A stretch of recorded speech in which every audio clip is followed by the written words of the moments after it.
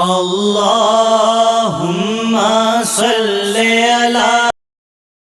کتنی محبت کرتے. آپ کے مرشد کا نام حضرت میاں شیر محمد شرک پور شریف میں رحمۃ اللہ تعالی علیہ ہیں، اور آپ جو ہے وہ اپنے مرشد کی بارگاہ میں جب حاضر ہوئے تو آپ کے مرشد کہتے ہیں کہ شاہ جی کچھ علم بھی پڑھا ہے.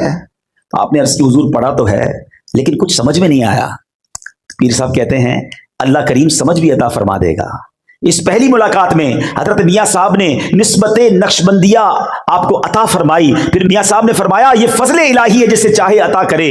اللہ اکبر. پھر اس کے بعد حال یہ ہو گیا کہ جب کوئی آپ کے مرشد پاک کے پاس جاتا نا مرید بننے کے لیے تو آپ فرماتے کہ اتنا دور سے آنے کی کیا ضرورت ہے، وہاں کرما والے موجود ہیں، انہی کے پاس چلے جایا کرو.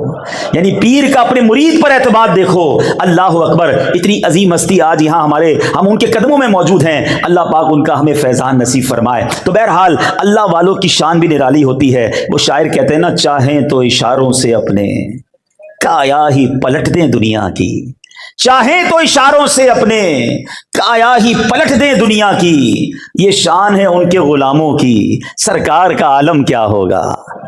اللہ والوں کی شان. اور حضرت کرما والی سرکار کے بارے میں آتا ہے، ہم نے جو پڑھا سنا آج سے واقعات دوپہر سے میں سن رہا ہوں ان کے بارے میں. سبحان اللہ. جتنا سنتے جا رہے ہیں اتنی محبت بڑھتی جا رہی ہے کہ آپ سنتوں کا بڑا درس دیا کرتے. آپ کے پاس کوئی آتا تھا اور مرید ہوتا تو آپ فرماتے عقل اور شکل دونوں سنتوں والی بنا لو.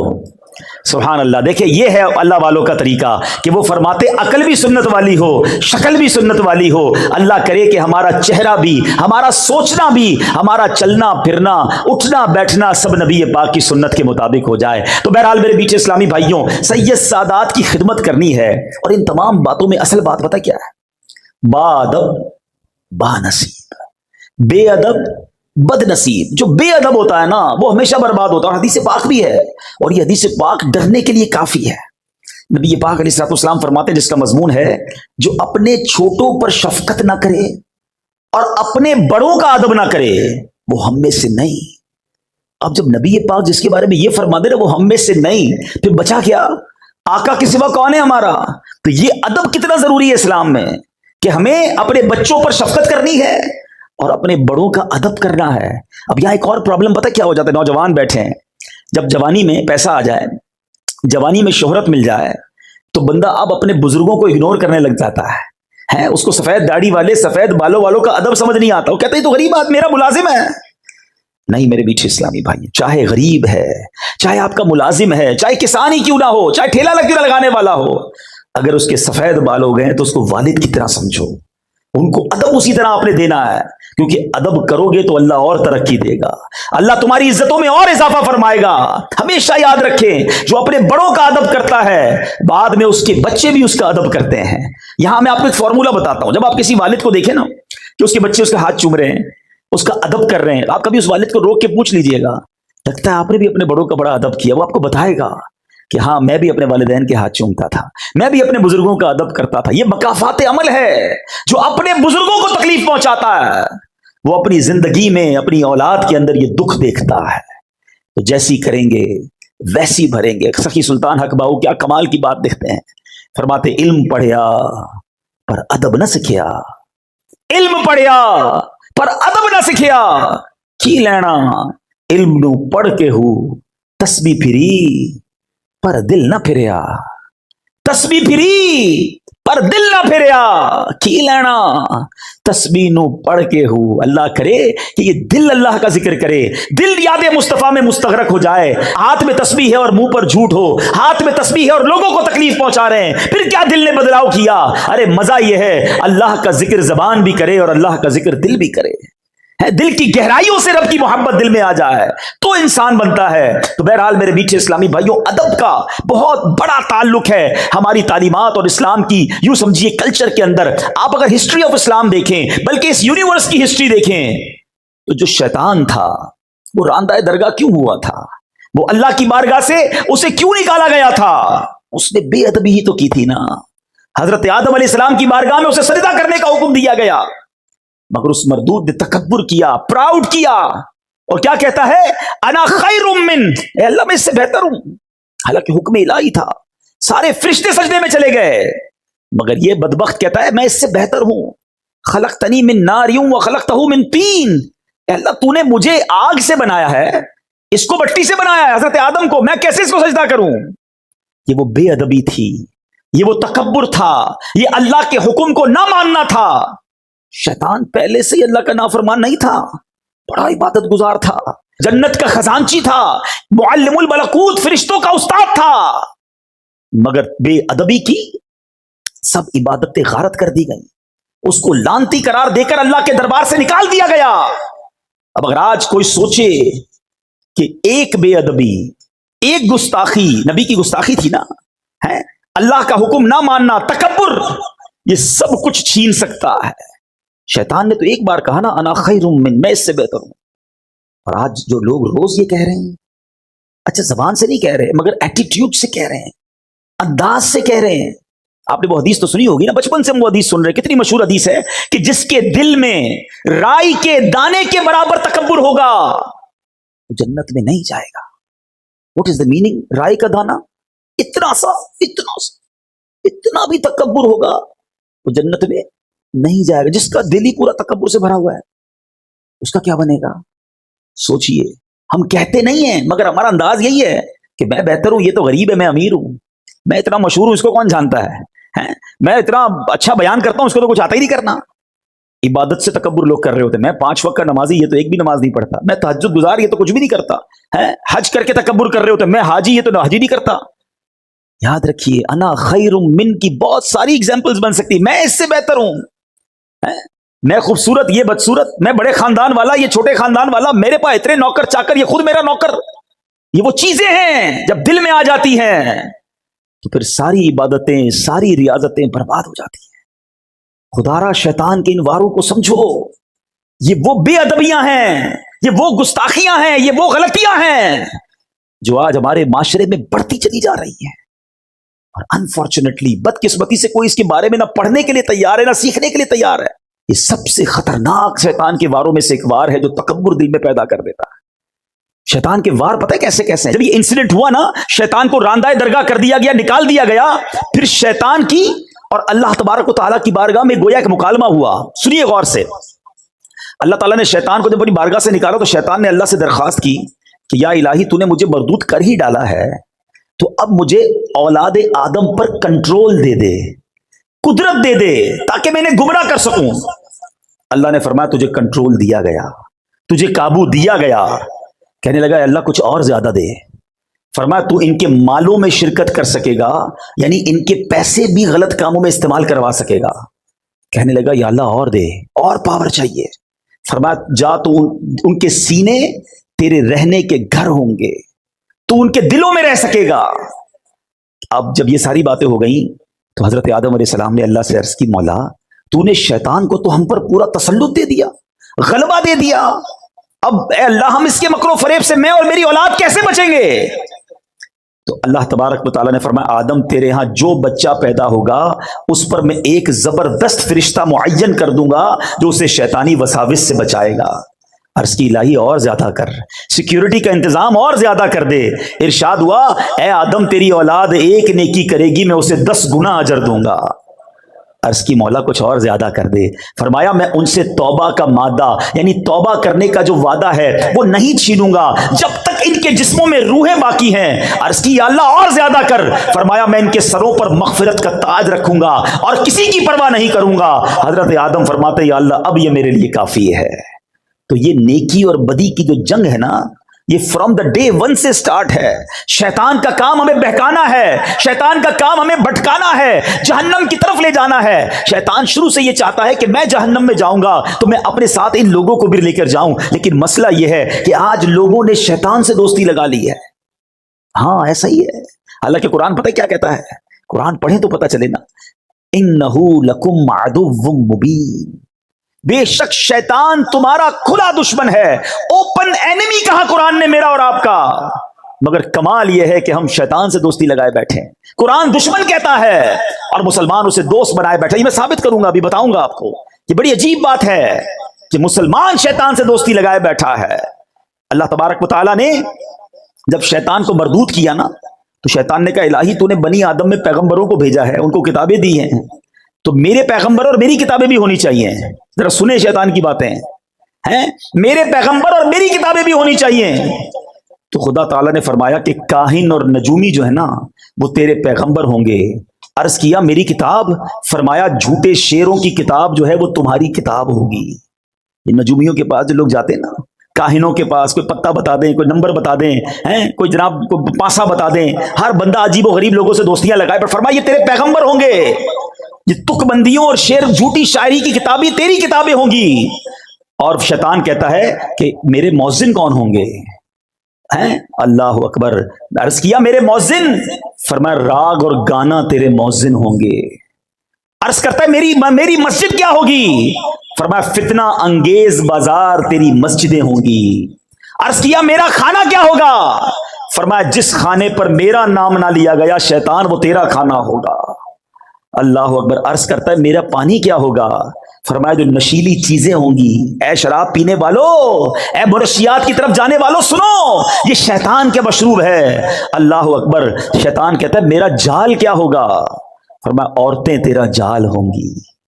اے میرے میٹھے اسلامی بھائی، دشمن سے جب مقابلہ کرنا ہوتا ہے نا تو اس کے ہتھیار پتہ ہونے چاہیے، اس کے وار پتے ہونے چاہیے۔ ایئر فورس کا مقابلہ ایئر فورس کرتی ہے، نیوی کا مقابلہ نیوی کرتی ہے، آرمی کا مقابلہ آرمی کرتی ہے۔ جیسا میزائل اس کے مقابلے میں ویسا بناتے ہیں یا اس سے مضبوط بناتے ہیں۔ ہمارا حال یہ ہے کہ اللہ قرآن میں فرما رہا ہے اِنَّهُ لَكُمْ عَدُوٌّ مُبِينٌ، شیطان تمہارا کھلا دشمن ہے، نہ اس کے وار پتہ ہے نہ اس کے ہتھیار پتہ ہے۔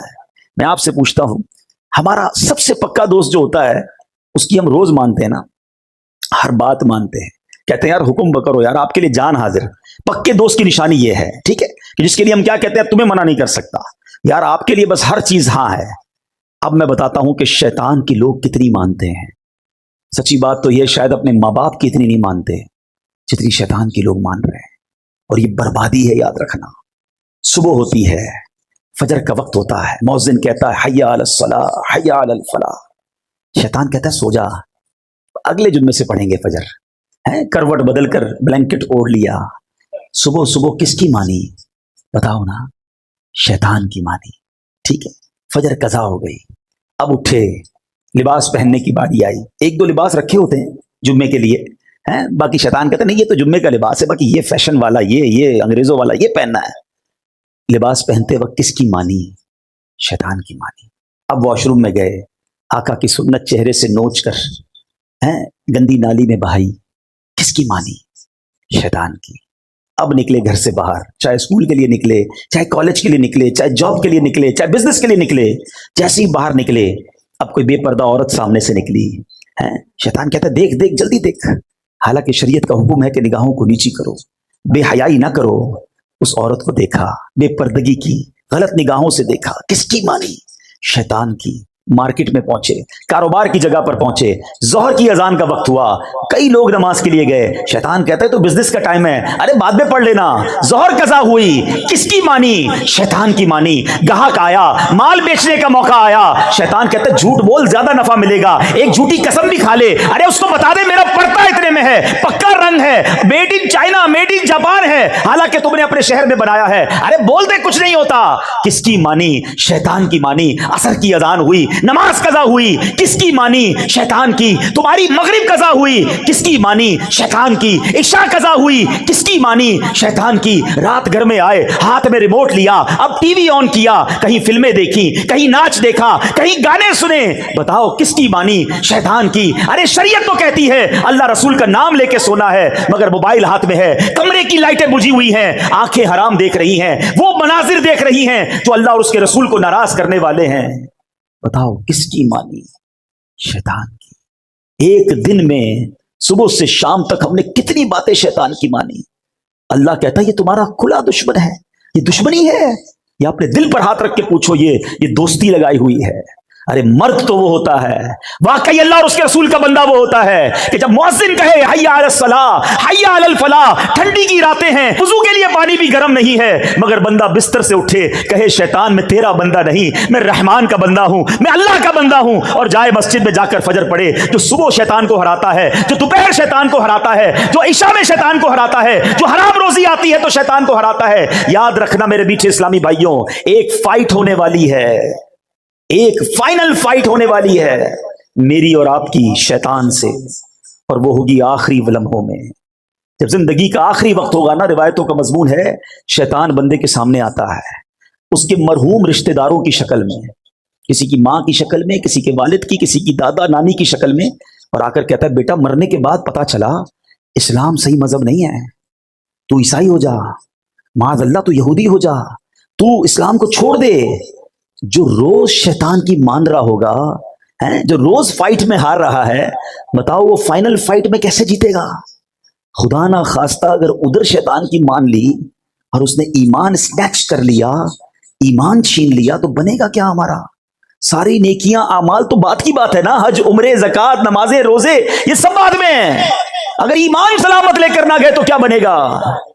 اور قربان اس شخص کی ہمت پر جو صبح و شام شیطان سے مقابلہ کر رہا ہے، جو روز نمازیں پڑھ رہا ہے، روز سنت پر عمل کر رہا ہے. شیطان بڑے وسوسے دلاتا ہے، وہ نہیں مانتا اس کی. انشاءاللہ وہ آخری وقت بھی شیطان کو کہے گا کہ میں تیری نہیں مانوں گا، اور لا الہ الا اللہ محمد الرسول اللہ کہہ کر دنیا سے چلا جائے گا. اب آپ نے طے کرنا ہے کہ زندگی شیطان کی دوستی میں گزارنی ہے یا اس مردود سے لڑنا ہے. یہ ویسے ہی نعرہ نہیں لگاتے ہمارے امیر اہل سنت. یہ دعوت اسلامی والوں کے جو نعرے ہوتے ہیں نا، اس کے پیچھے ایک پورا فینومینا ہوتا ہے، پوری ایک سمجھ لے کہ فلسفہ ہوتا ہے. کیا خوبصورت نعرہ ہے امیر اہل سنت کا کہ شیطان کے خلاف جنگ ایک بار نہیں لڑنی ہے، جاری رہے گی، کنٹینیو رہے گی ٹل دا اینڈ. اور یہ جنگ جیتنی ہے ہم نے. لیکن صرف نعرہ لگانے سے جنگ نہیں ہوتی نا. کبھی فوج کو دیکھا ہے کہ فلاں ملک کے خلاف جنگ جاری رہے گی اور اس کے بعد فوج رضائی اوڑھ کے سو جائے؟ فوج جاگتی ہے تو ہم سوتے ہیں. تو ہمیں بھی اگر واقعی اپنے ایمان کی حفاظت کرنی ہے، یہ بزرگوں کو ویسی فکر نہیں ہوتی تھی. سیدی غوث اعظم، اللہ اکبر، پیران پیر، پیر دستگیر، ولیوں کے سردار، آپ کہتے ہیں ایک بار عید کا دن تھا، فرماتے لوگ کہہ رہے ہیں آج عید کا دن ہے، عید کا دن ہے.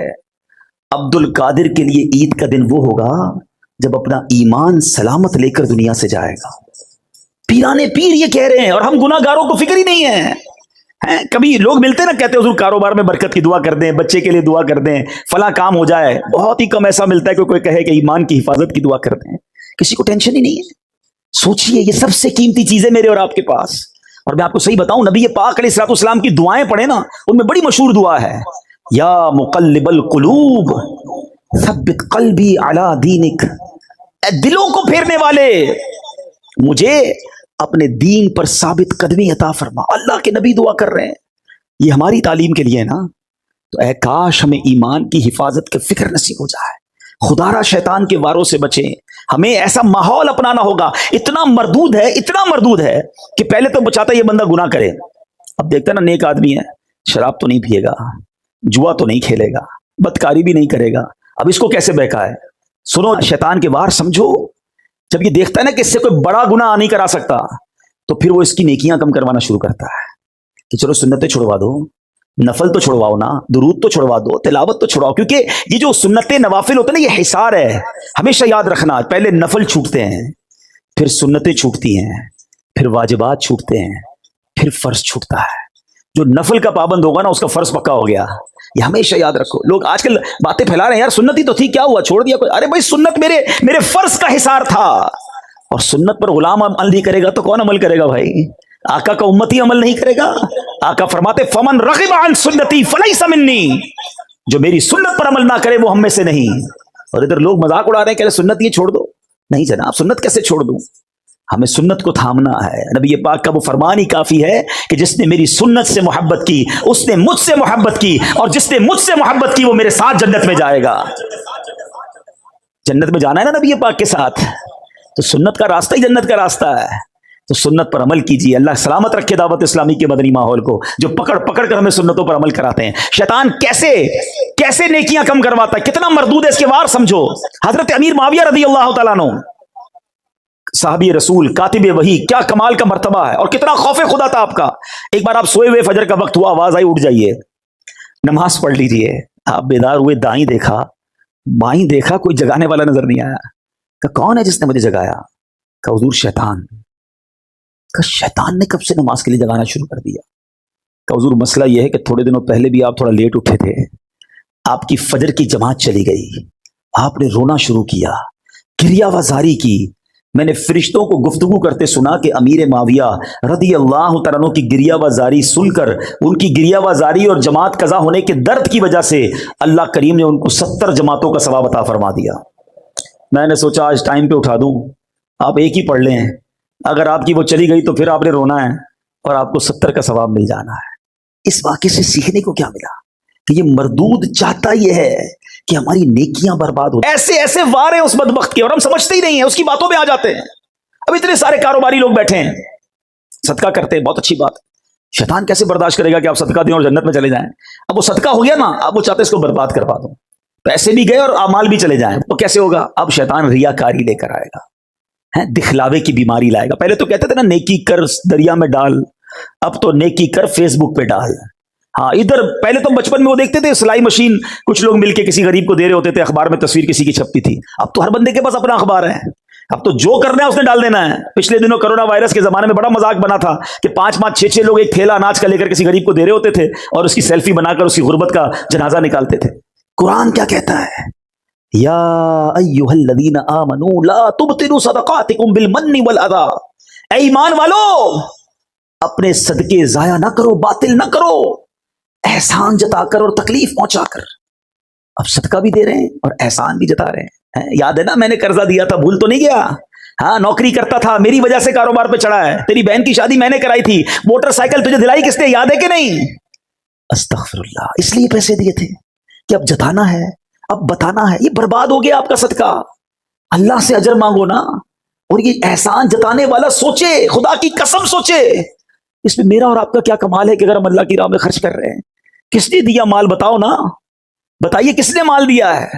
اللہ نے دیا ہے۔ میں بھی تو غریب ہو سکتا تھا، میرے بچے بھی تو بھوکے ہو سکتے تھے۔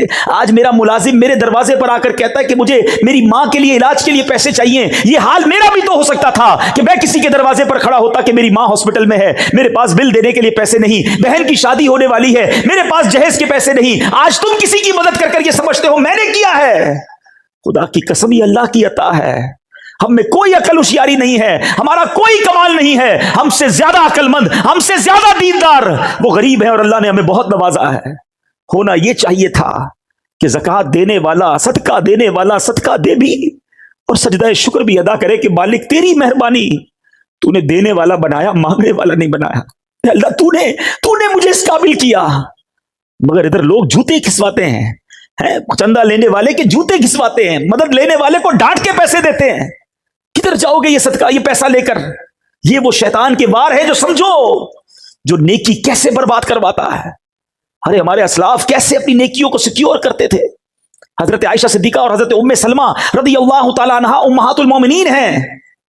آپ کے بارے میں آتا ہے کہ آپ نے ایک بار اپنے غلام کو پیسے دیے کہ جا کر اس کو صدقہ کر کے آؤ، لیکن دیکھو جس کو صدقہ دینا نا اس سے ہمارے لیے دعا نہ کروانا، اور اگر وہ دعا کر دے تو نوٹ کر کے آنا۔ غلام جاتا صدقہ دیتا اور آ کر بتاتا کہ یا ام المومنین اس بندے نے، اس غریب نے آپ کے لیے یہ دعائیں کی ہیں۔ ام المومنین ہاتھ اٹھاتی اور وہ جو دعائیں اس نے کی ہوتی نا آپ اس کے لیے کرتی اور فرماتی دعا کا بدلہ دعا ہو جائے، صدقے کا ثواب اللہ سے لیں گے۔ یہ ہے عبادت کا جذبہ، یہ ہے نیکی جس کو اس طرح بچانا ہے۔ مگر شیطان دل میں ریاکاری ڈال کر، کیوں دل چاہتا ہے کہ مسجد میں اعلان ہو کہ فلاں حاجی صاحب نے پنکھے لگائے ہیں، فلاں نے افطاری پیش کی ہے، فلاں نے سحری کا انتظام کیا؟ اپنے دل سے پوچھے نا ہمارا کیوں جی چاہتا ہے کہ لوگوں کو پتا چلے؟ یہی تو وہ شیطان کا وار ہے جو ہم سمجھ نہیں رہے۔ وہ پریشان ہو گیا ہے، آپ نے حج کر لیا اسے ٹینشن ہو گئی ہے، آپ نے عمرہ کیا وہ بے قرار ہے کہ کسی طرح آپ کا عمرہ ضائع ہو، آپ کا حج ضائع ہو، آپ کا صدقہ ضائع ہو، آپ کی نمازیں ضائع ہو رہا ہے۔ لوگ سب کو بتا رہے ہیں میں نے اتنے حج کیے ہیں، اتنے عمرے کیے، طواف کے چکر بھی یاد ہوتے ہیں۔ اچھا بزرگوں کے بارے میں آتا ہے کہ بندہ نیکی کر کے بھول جائے اور گناہ کر کے یاد رکھے۔ ہمارا ماجرا یہ ہے کہ ہم گناہ کر کے بھول بیٹھے اور نیکیاں ساری یاد رکھی ہیں۔ عجیب معاملہ ہے، 15 سال 20 سال پرانی لوگوں کو نیکیاں یاد ہیں۔ ارے کل جھوٹ بولا تھا وہ یاد ہے، تھوڑی دیر پہلے آپ نے موبائل کھول کر حرام دیکھا وہ یاد ہے، اس کی توبہ کب کرو گے؟ وہ سب بھول بیٹھے اور 10 15 5 سال پرانی نیکیاں لوگوں کو بتاتے پھرتے، میں نے یہ کیا، میں نے یہ کیا۔ برباد ہو رہی ہے نیکیاں بچاؤ۔ اخلاص کی تعریف علماء یہ لکھتے ہیں کہ اخلاص یہ ہے کہ جس طرح تم اپنے گناہوں کو چھپاتے ہو اس طرح اپنی نیکیوں کو چھپاؤ۔ ہم میں سے کوئی ہے جو لوگوں کو بتائے میں نے کل رات کیا کیا تھا؟ میں چھپ کر کیا کرتا ہوں کوئی نہیں بتائے گا. نیکیاں کیوں بتاتے ہیں؟ چھپ کر نیکی کی وہ بھی بتانی ہے. تہجد پڑھ لی, اب ٹینشن شروع ہو جاتی ہے, یار تہجد تو اکیلے میں پڑھی تھی, اب دوست کو کیسے بتاؤں؟ اب کوئی نہ کوئی بہانہ بنائے گا, یار آج بہت تھکا ہوا ہوں, خیریت؟ بس وہ تہجد سے اٹھ جاتا ہوں. اچھا آپ تہجد بھی پڑھتے ہیں؟ بس جیسے ہی اس نے یہ کہا نا تو تسلی ہو گئی. وہ نہیں ہمارے واٹس ایپ پہ کسی کو میسج جاتا ہے تو ڈبل کلک ہوتا ہے, بلو ہو جاتا ہے, ریسیوڈ ہو گیا میسج, کنفرم ہو گیا. تو جیسے ہی سامنے سے جواب آیا نا کہ ہاں میری عبادت اسے کنفرم ہو گئی, پہنچ گئی. توبہ توبہ توبہ. اپنے دل سے پوچھو یہ کیوں کرتے ہیں ہم؟ اللہ مجھے بھی محفوظ رکھے, آپ کو بھی محفوظ رکھے. یہ واقعی بڑا بڑا مردود ہے. اس دشمن کو پہچانو. جبھی تو قرآن کہتا ہے انہو لکم عدو مبین, یہ تمہارا کھلا دشمن ہے. اس سے تو پہلے ہی اللہ کو کہا ہے کہ میں تیرے بندوں کو بہکاؤں گا, اور ہم اس کے پیچھے چلے جا رہے ہیں, دوستی لگائی ہوئی ہے. تو آؤ آج نیت کر لو, ہم شیطان سے دوستی نہیں کریں گے. صلو علی الحبیب صلی اللہ تعالی علیہ وسلم.